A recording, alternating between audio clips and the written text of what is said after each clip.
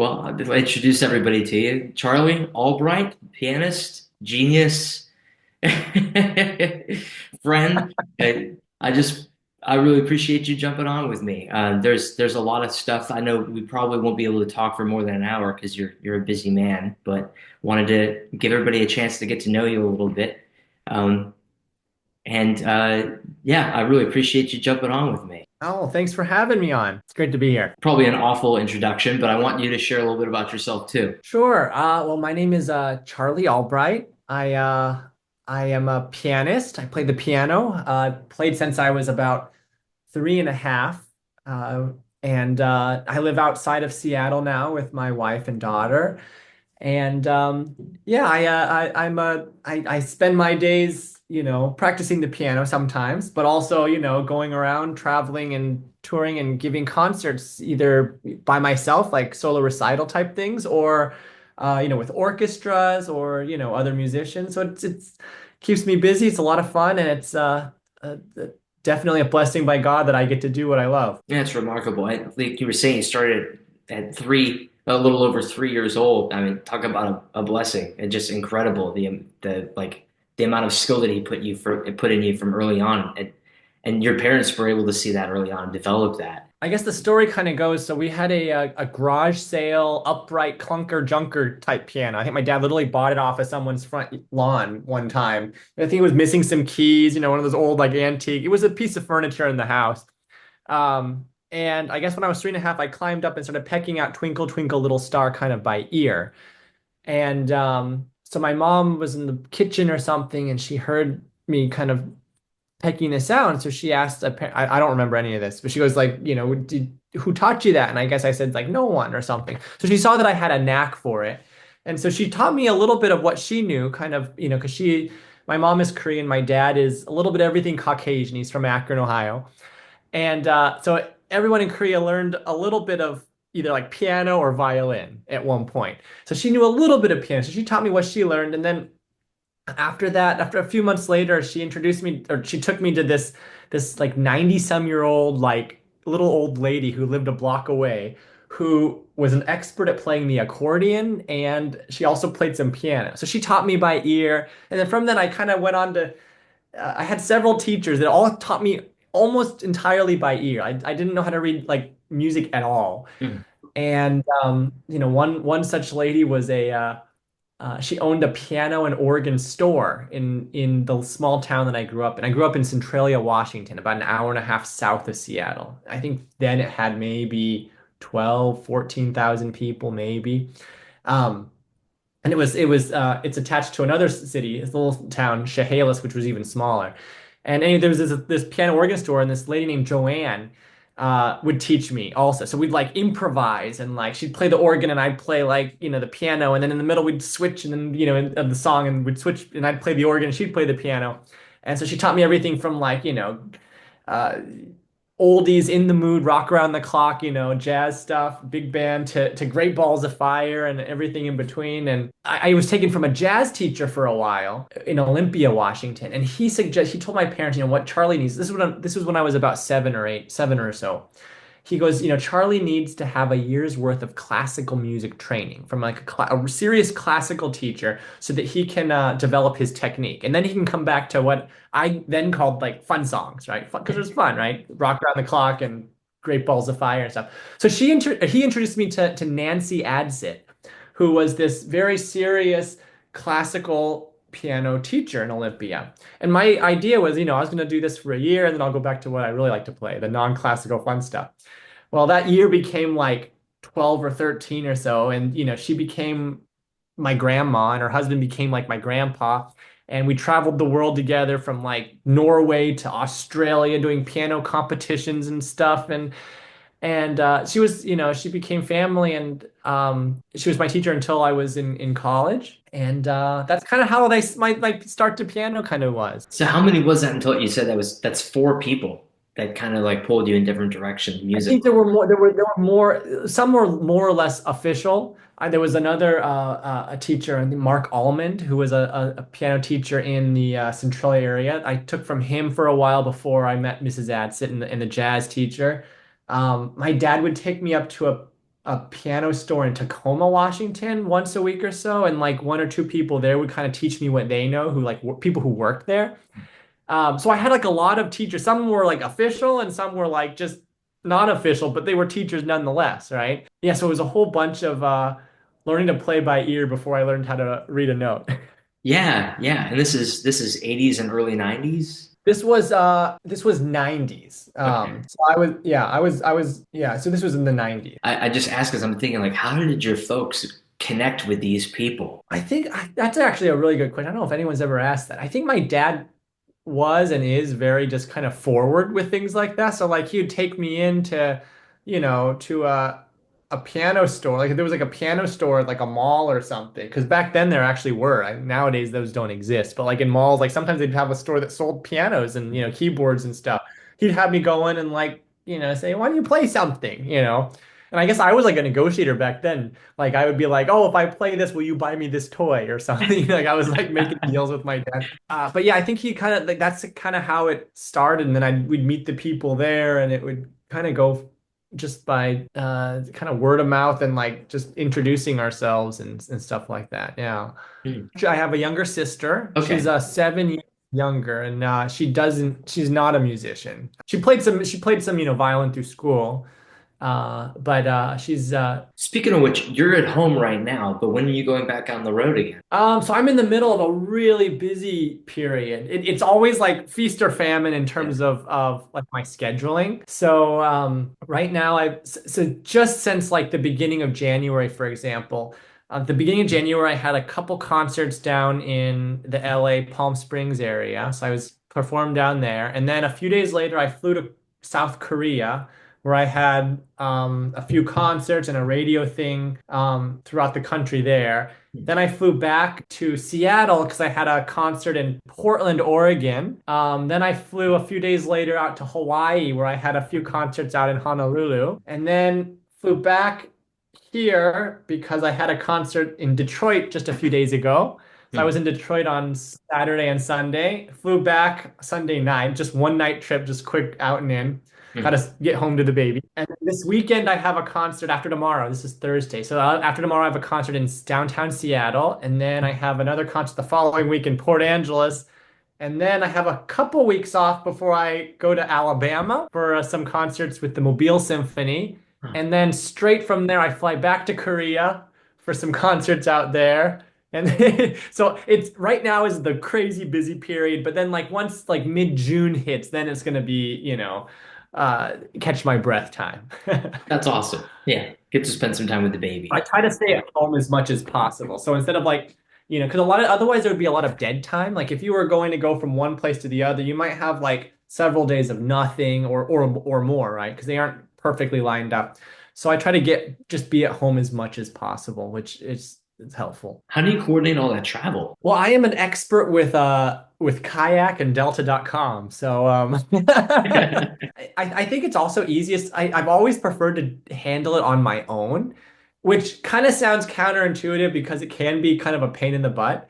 But ultimately, like a lot of the times it ends up, people always ask, like, oh, do they pay for your travel and stuff? And it either directly or indirectly, yes. But, sometimes it's not directly. Like sometimes a concert presenter will be like, okay, buy your ticket and then we'll reimburse you for the airfare or something like that. And other times, and frankly, this other way is actually just easier just because it keeps it simpler, is they won't handle anything and then you're just responsible for booking whatever you need, yourself, and then you just pay for it yourself. And then that's, just part of one of the expenses of, what I do. Because Yeah. technically you're self-employed. I'm not an employee of like an orchestra or something like that where I get like a paycheck, right? Like everything I do is like self-employed essentially. Right.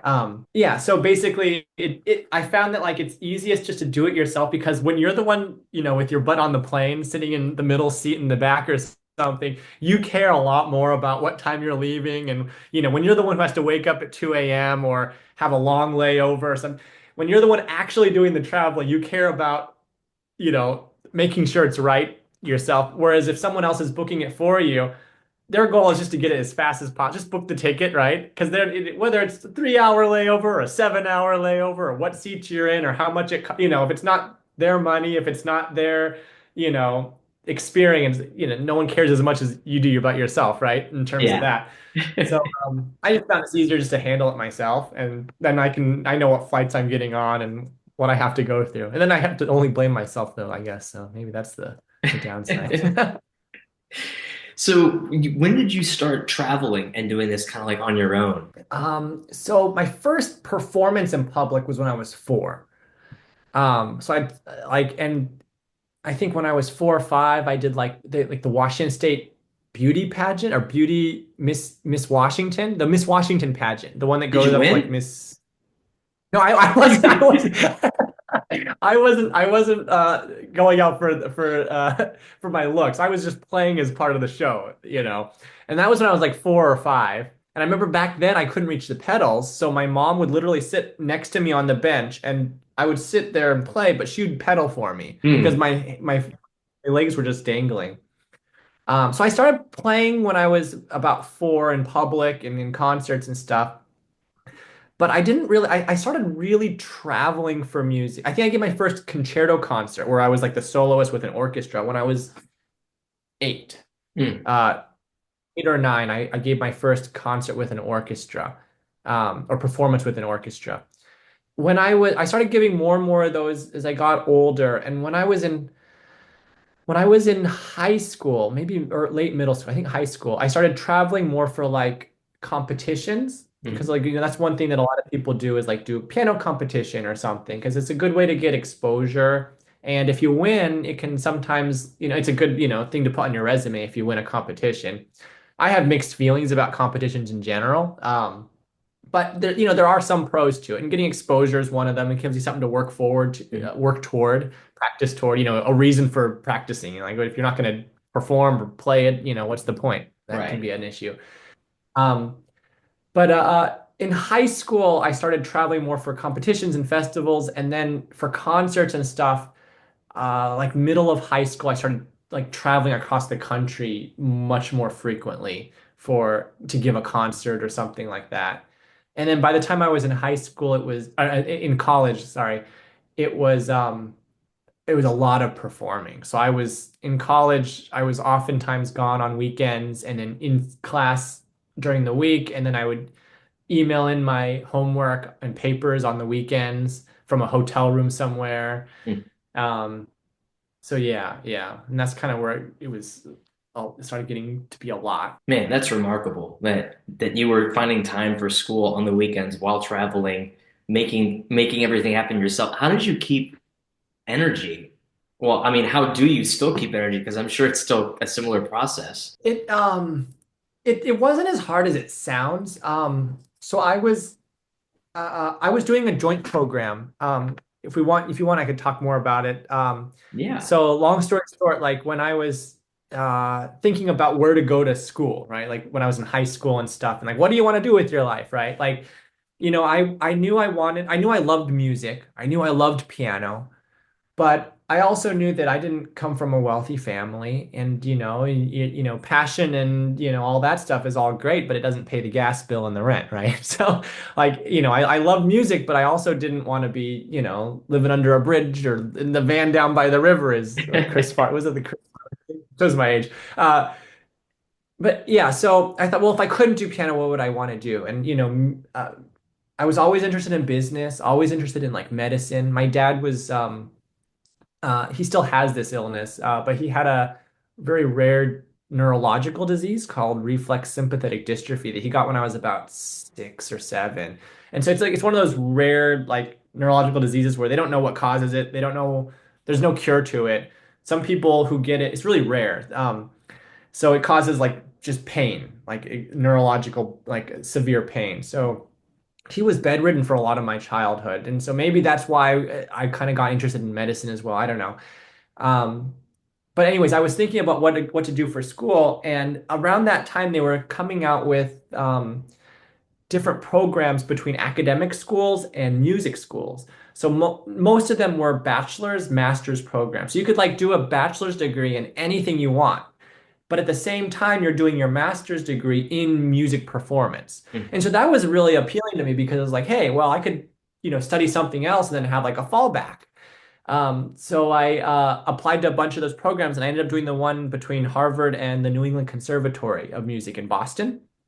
And so at Harvard, I did, more pre-med requirements and stuff, but I also majored in economics, of all things. And then during your full time at the academic school, so I was, after 4 years, I was done. But you're taking piano lessons every week at the conservatory. So I studied with an amazing teacher, Park Young-byun, um, at NEC.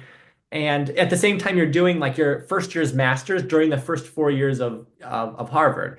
And so when you graduate from Harvard, you got your bachelor's in economics, but you've also got your first year of your master's in piano. Hmm. And so then you go one more year at NEC and you do basically your second year master's there. So instead of taking like 4 and 2 years, it kind of condenses it into five, right? Which is really neat. And I loved the program. Um, but I realized near the end of it, I had done I had like interviewed sorry, I interned on Wall Street one summer. I was thinking of that and that wasn't it for me. And I realized that like, music was a passion and the business and the medicine interests were just that. They were interests. And there's a big difference between the two. So I decided to go gung ho on the piano part and um, applied and got my artist diploma at Juilliard, studied with Veda Kaplinsky there. Um, and another amazing teacher, and Mrs. Atz, of course, was Yeah, I was amazing. about to say, let's not just pounce past that. That's kind of amazing.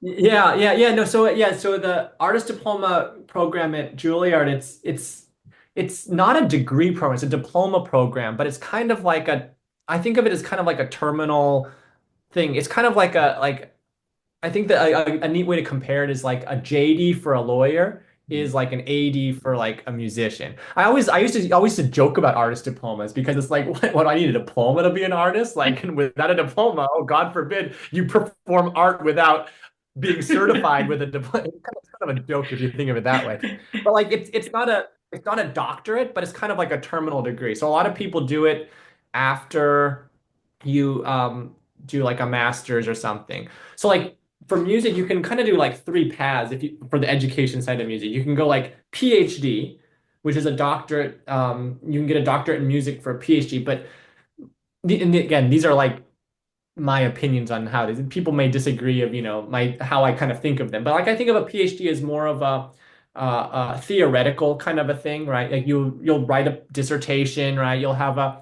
but it's more of a maybe history of music or it's much more of a theoretical thing than a performance thing. Right. Most people who get a PhD in music probably still play an instrument very well, but like performing is not it's not a performing degree.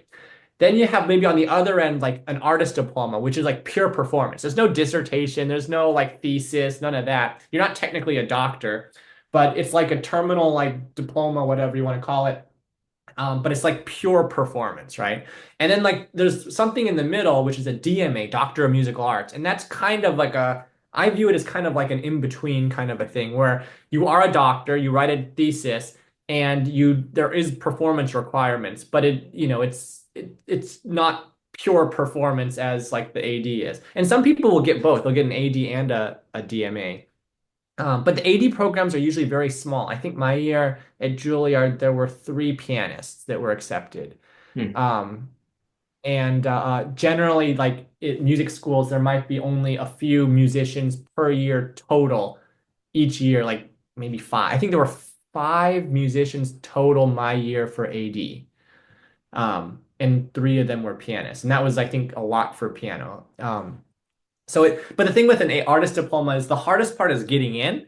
Once you're in it, like there's like basically no requirements. You just do whatever you want. Like you can take classes, you take lessons, but it's usually a 2 year thing. And so I was gone a lot even when I was doing that because I was performing. So I'd be gone for like 6 weeks at a time sometimes, and then come back for a lesson. And I was taking some classes, and yeah, but it was fun. Yeah. So you just said once you're in, mainly what you're doing is probably exactly what you did during that interview stage with them. It's like, are you taking this seriously? You know, not only are you good at piano, but are you planning on taking this seriously? Because you're going to represent our program out there once you're done. think so. I think so, yeah, because a lot of the people who do artist diplomas are, I think, like active performing, like things, people, um, who are, and getting in is like is again, I think the hardest part. The biggest thing is the audition, right? So you have to audition and uh, uh, but yeah, but once you're in the program, it's basically do what you want kind of a thing. But a lot of people do a lot of performing while they're doing it. Now, are they paying for the program for you? Because I mean, you're gone a lot. Yeah, yeah. I think most diploma programs at most conservatories, like Juilliard, I think NEC does this. I think most are free. I don't know if they give you room and board, but I think most of the programs, if you get into artist diploma, I think most are free. Some maybe not. I think it might depend on the school. Gotcha. Yeah, I was just curious because in my head I was thinking, what's the most Well, challenging part of this for you?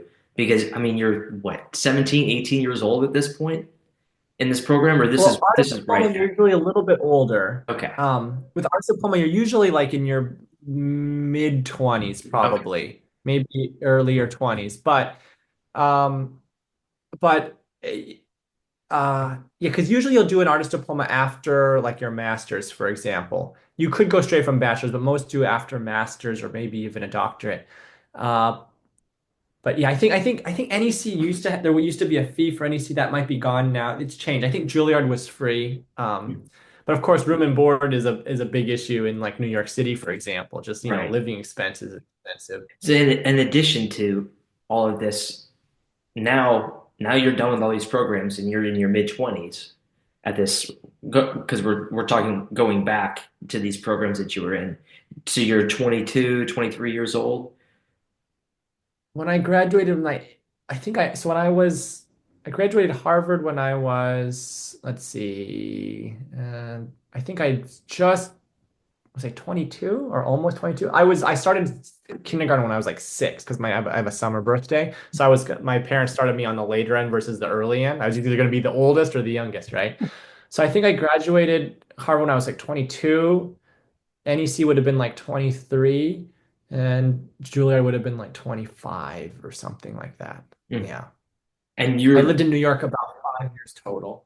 oh wow. He says somberly.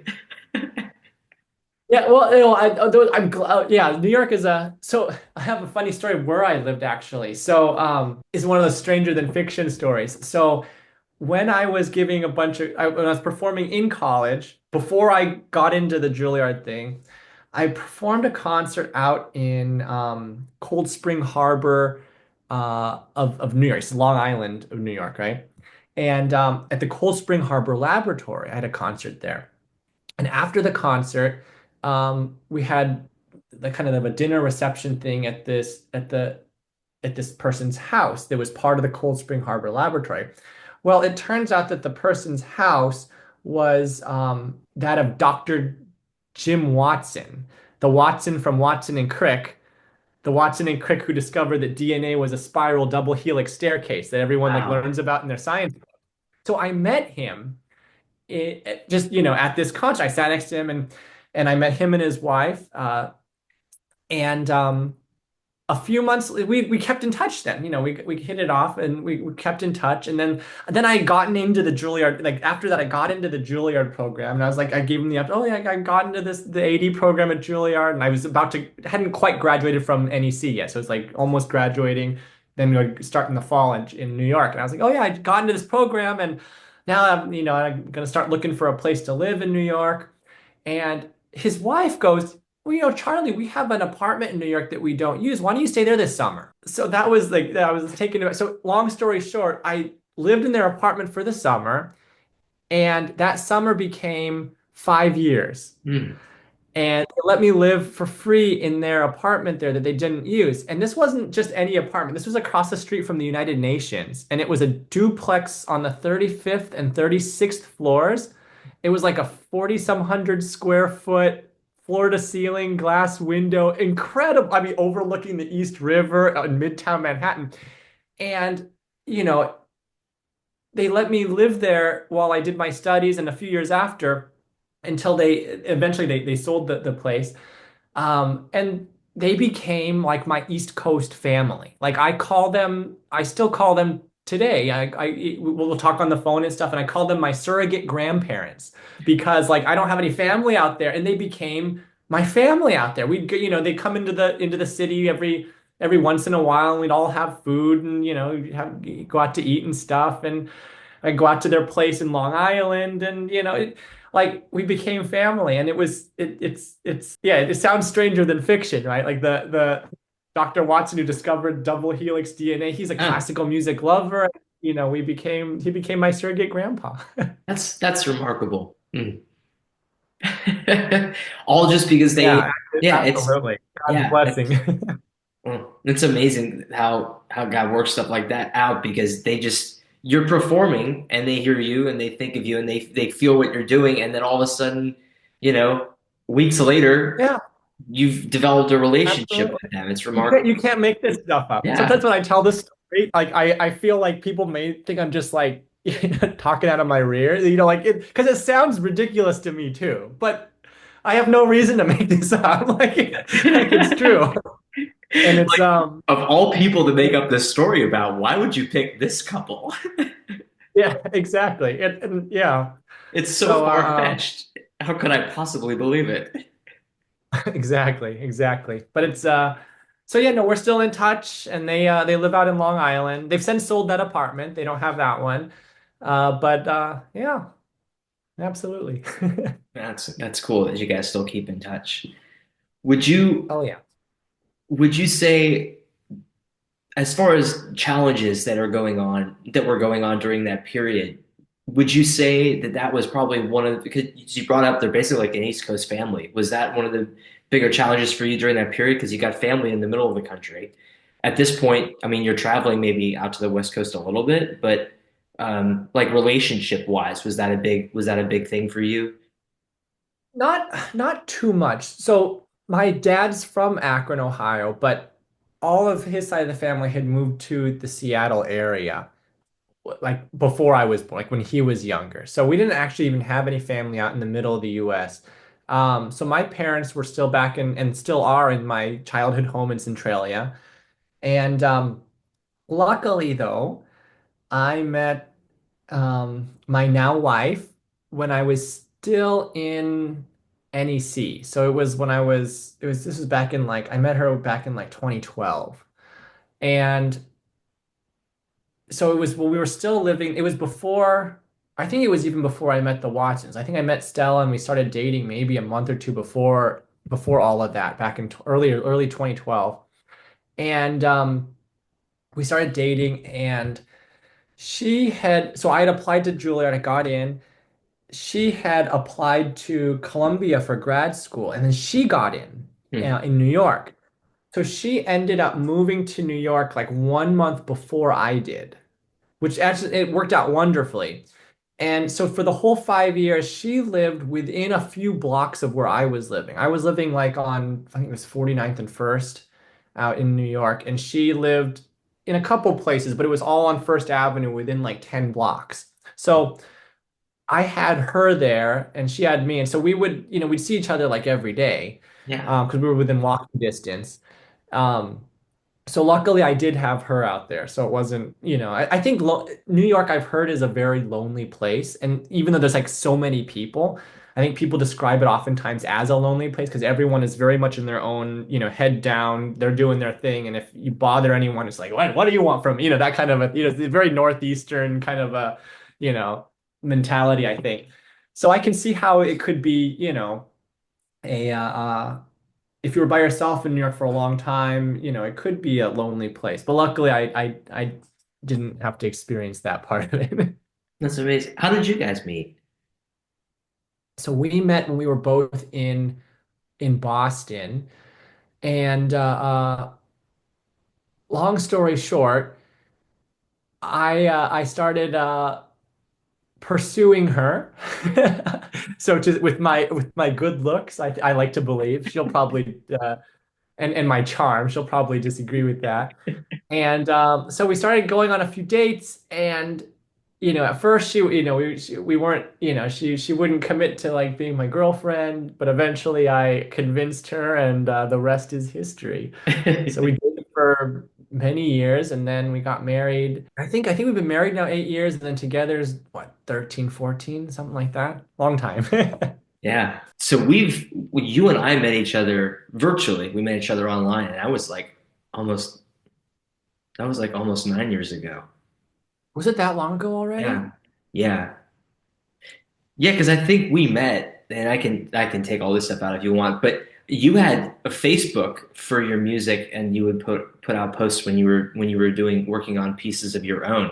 And I Yeah, remember yeah. just being like elated when you would post it because it was just so beautiful, and it was like original pieces too. And there were a couple pieces that I knew, but you were putting out your own original music, some Yeah. too. Well, And it was 9 years ago. That's when I was still in New York. Yeah, I was still living in New York at that point. okay, Yeah, yeah. yeah. Did you have a piano in the apartment? No, but I had a digital piano. So I had this when I was still in Boston. So when I was doing my master's at NEC, I was still living on campus at Harvard. They made me artist in residence of Leverett House, which is one of like the dorms. It's like I Hmm. always forget. I think it's like nine dorms, nine or 12. I always get them confused, 9 or 12. But Leverett's one of the bigger dorms, and so they gave me like this position, and basically just gave me free room and board, and I would give a few concerts that year, like for in the thing. So that was like incredible because Boston's also extremely expensive for housing. It was about 9 years ago that you Oh and I. yeah, yeah, yeah. So about 9 years ago, I was still in New York at that point. Yeah, I was going to connect it with Leverett or something somehow. Anyway, whatever. It's too No, early in the morning. yeah. So you were doing original music then, but when did you start writing your own music? I think it probably goes way back to my playing by ear days, like from the beginning. Because like for those first several years, I couldn't read any music, and so I would either improvise around covers of like doing covers of other Mhm. people's stuff, or I would make my own stuff up from scratch. And when I started learning to read music, that kind of went on hold for a bit, but I still do it for fun. And then a long time ago now, I started kind of putting that stuff back into my concerts because the quote that I kind of came up with that I kind of like that I've been using lately is why not? Why not? Why not put it into like a more serious classical concert? And why do classical concerts have to be serious like Mhm. anyway?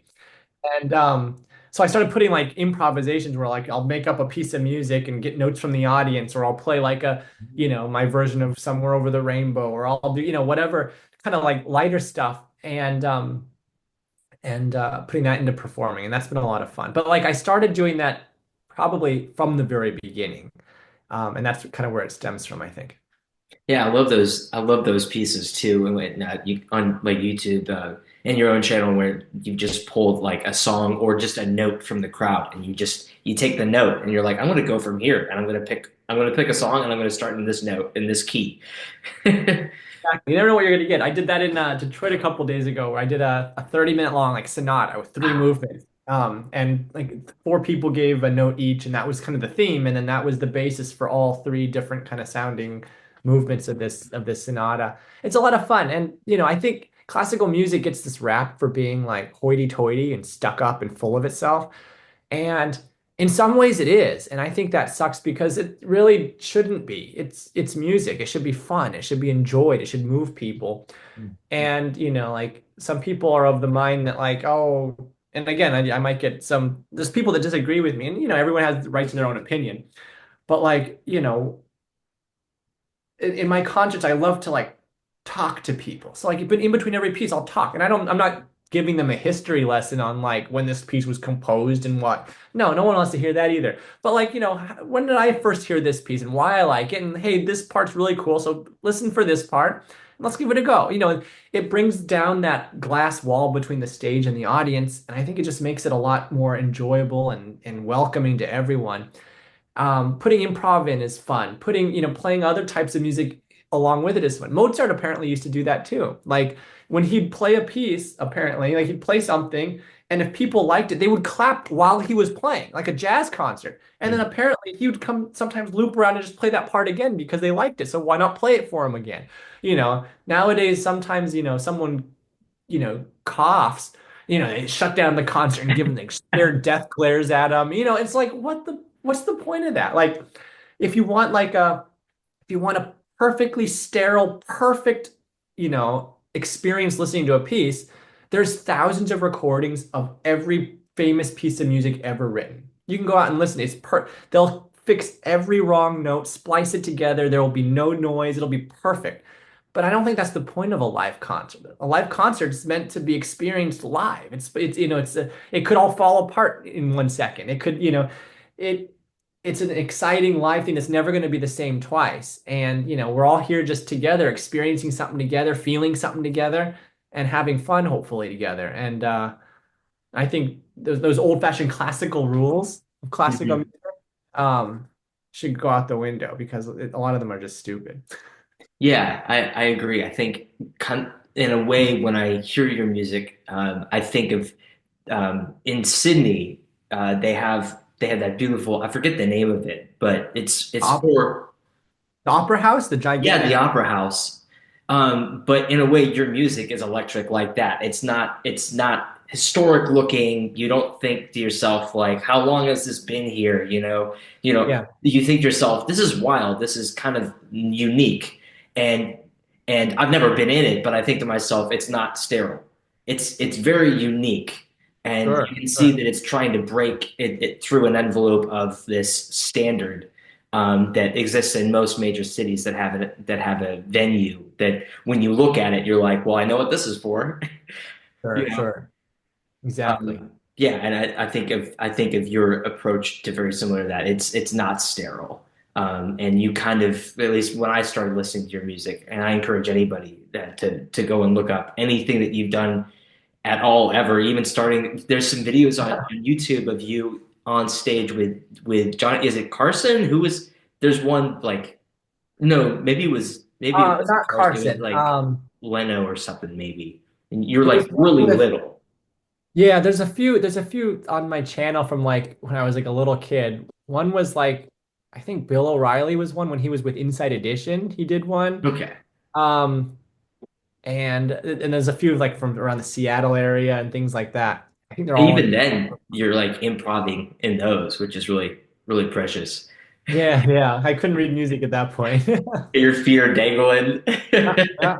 But yeah, it to your point, the music's meant to be electric, but it is nice. It's comforting. When I was listening to Gustav Holst, I was listening to Holst last night on the way back on a flight back home last night, and there's like parts of it that like I remember being a kid in the living room of my parents' house. My dad got me into classical music when I was a kid. Well, when all of us, my siblings, we were all really little, and there's parts of it that are electric, and you know it's coming, and you're like you feel it coming. And I remember being a kid and like jumping to the beat or like jumping to a certain part of a song. And like that's fun because it's a memory that's like elicited through something like that, which is really fun. But then there's other parts of it, like when I listen to yours, where I'm just like, that is so it's inspiring in a way that I didn't know I could feel that way about that song because I've never felt that way about that song before. But I know it, but I know the song, which is really fun. People are a lot like that. And people are a lot like music in that way, where you can have impressions about them, or you can you've shared stuff with me on this session that I didn't know about you, and I've followed you for years and kept up with you for years ever since you came out and did a concert for my benefit when I got sick. And you've always been so sweet like that. But if I had just known you based off of your music on YouTube or something like that, I never would have imagined just how sweet you are as a person and like how like caring you are for a lot of people don't know this, but you're a new dad.